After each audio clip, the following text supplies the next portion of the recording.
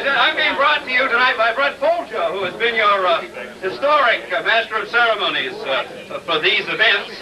And I appreciate that, and I don't think Brett's here, is he? No one's seen Brett?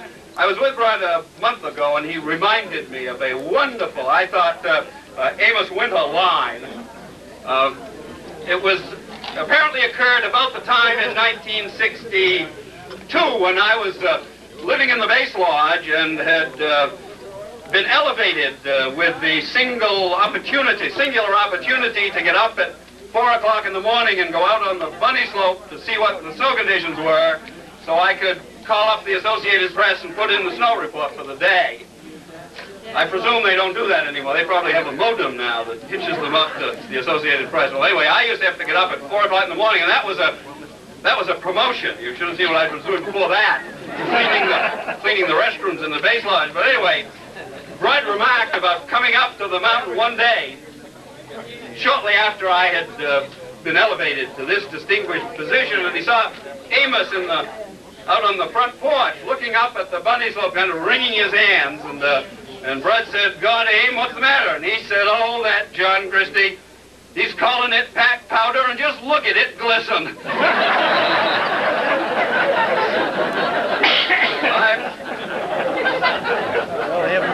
I learned a lot from Amos Winter, and I learned a lot from that group that's represented as the founders, and especially those that are here with us tonight. And we're going to be introducing those who came to join us tonight, so you can see them, and I know at least one of them wants to make a remark or two.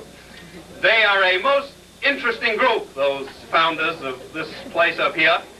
I have on my office wall down in Augusta a little framed quote that says, "Nothing will ever be attempted if all possible objections must first be overcome." It seems to me there is that interesting group of founders who, despite a lot of naysayers way back then, gave us, through their vision, what we have now. But for me, this is sort of an anniversary. I realized as I was driving up here tonight, 1989 marks the 14th year since I've been in the ski business, a business which I was in for exactly 14 years. I'll never be able to say that again, the same amount of time. But I can remember back then when I was getting out of the ski business, I had left here to operate a ski area down in southern Vermont called Mount Snow, and having had the fun of operating two ski areas owned by other people, I somehow felt it would be appropriate to own my own. Mistake number one. Then I bought a ski area the year of the first Arab oil embargo. Mistake number two. And then it didn't snow, Roger Page remembers. 3 goddamn years. So only 2 out of 3 of the mistakes were mine. In fact, I remember when I got out of the business, there was a fellow by the name of Dave Rowan, publishes a magazine called Ski Area Management. He was doing a kind of requiem on John Christie getting out of the ski business, and he had called around to a lot of people trying to find something to say something nice, or someone who would say something nice. And just as he was getting ready to go to press, he said he thought he had a really good article, but he was hoping he was going to get more out of Amos Winter. And I said, "Well, what'd you get?" And he said, "Well, I talked with him for about an hour and a half, but there are only 2 things he said that I think that I could even use, that would even qualify as modestly congratulatory." And I said, "What were they?" And he said, "Well, there were 2, but I could only use one." And I said, "What was that?" And he said, "Well, Amos said that John Christie, he's quite a talker." I said, what was the other line? And he said, "Oh, John Christie, he's a good egg." I said, "Chris, you don't know, Dave. In the world of Amos Winter, those were very, very high words of praise." In fact, I said, "I think maybe on my gravestone I will say, John Christie, he was a good egg, Amos Winter." But when I was, I won't bore you very long with reminiscences about the ski business of mine, because we've got more important people who contributed a lot more than I have to this industry. But I remember, and I was reminded, talking with Phil Montgomery. Where's Phil? He's here. Phil's with Casco Bank. And I can remember in when was I last at Saddleback?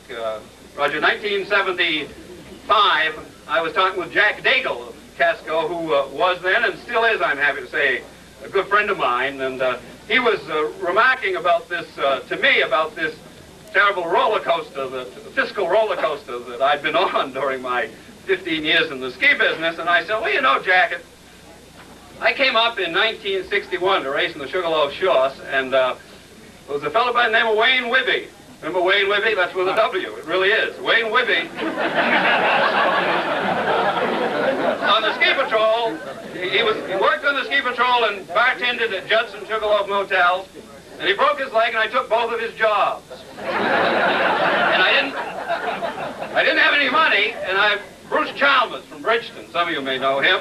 Bruce Chalmers was with me. He was an old Bowdoin skiing cohort of mine. So I borrowed $5 from Bruce Chalmers so I could get started, I guess, with Irv Judson, my nest egg.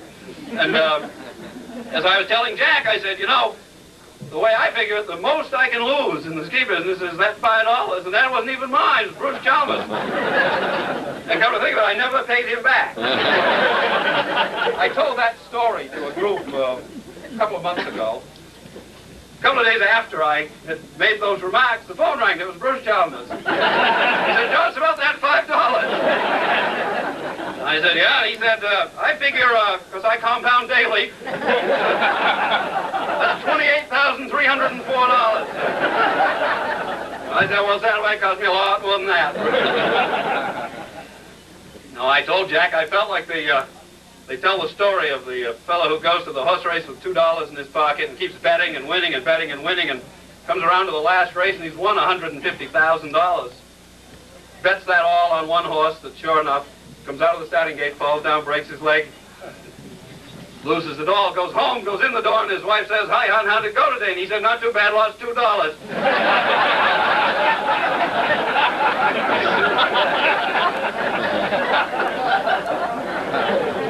When I got out of the business and got in this thing called the communications business, it was really because of a old skiing friend of some of ours, an audacious insurance man from Lewiston who thought he'd like to run to be governor back in 1974, and even more audacious than that, he thought he'd run as an independent. No one had ever won in any state in the Union in the history of this country doing so, so it seemed reasonable to him to try to do that, and he did. I can remember campaigning with him down along the coast in 1974, and we had gathered the inmates together at Jim Longley's request in the auditorium at the state prison in Thomaston. I don't know why he wanted to address them, disenfranchised as they are, but we gathered them all together in the auditorium, and Jim got up to the lectern like this and began by saying, I'm glad to see you all here.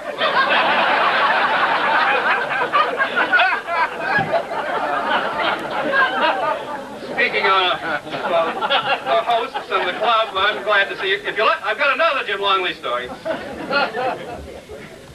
And I think it's especially appropriate since it involves... Is Al Bolduc here by any chance?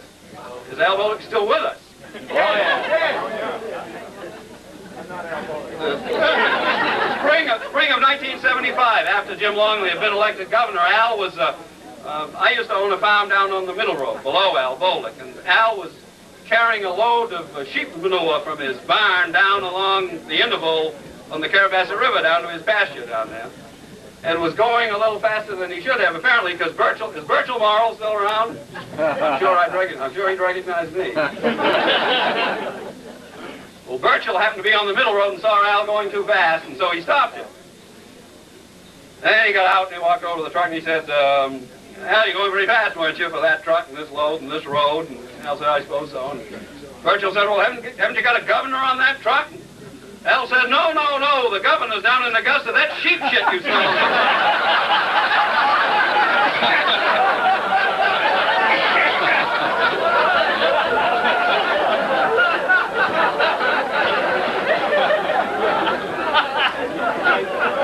Well, if you like Al Bolduc, Birchall, I have another Al Bolduc, Birchall Morrill story.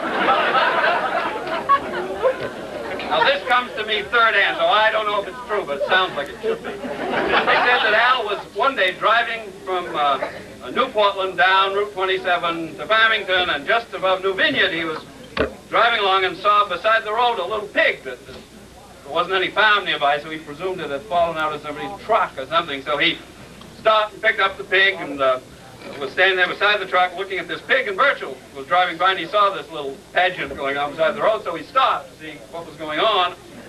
And Al told him, he said, you know, I was driving down and I saw this pig and I don't know what to do with him, Virgil. What do you think? Virgil said, well, I think you ought to take him down to the wild animal farm in Rumford.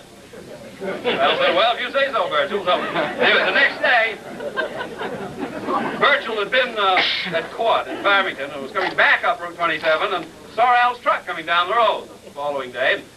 As it went by him, he saw Al sitting there driving, and sitting on the seat, looking out the windshield on the other seat beside Al was that same pig from the day before.